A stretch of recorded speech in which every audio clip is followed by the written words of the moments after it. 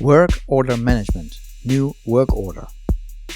In this video we will show you how to create a work order on basis of an example of a broken bearing that needs to be replaced.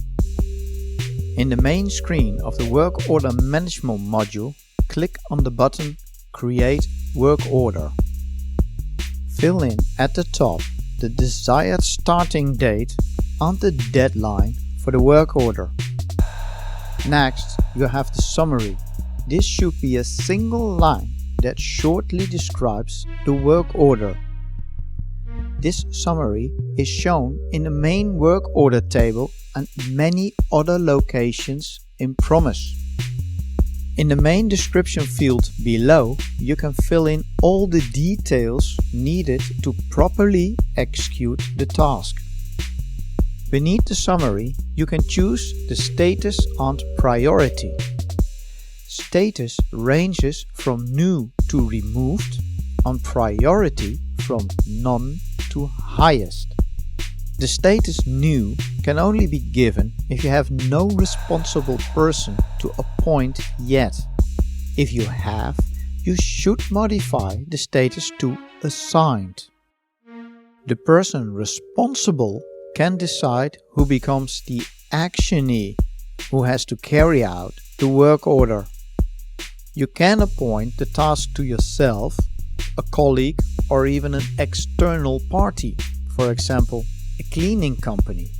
The external party can be given a restricted account to log in and check if there are work orders for them to carry out. Finally, it is possible to link the work order with a path in the company matrix where an event took place. The company matrix is where you lay out your company and its processes in a tree-like structure, and it is the foundation of Promise as a continuous improvement tool. If granted rights, with the module Register Event, you can register any type of event, including its root cause that disturbs the process in the same company matrix. How to assemble a company matrix is an entirely different topic. Example given: a bearing of a decurler has broken and needs replacement as soon as possible. In this tree, you can click through the company process until you find the object and the root cause of the problem. The registration of the event in this tree has a purpose for continuous improvement. At the same time, you can link the work order to that specific event. On completion of this form, you click Save. The work order now can be found at the main screen and in the person responsible's to-do list.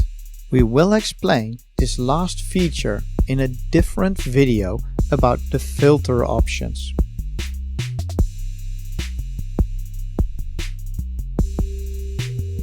Promise.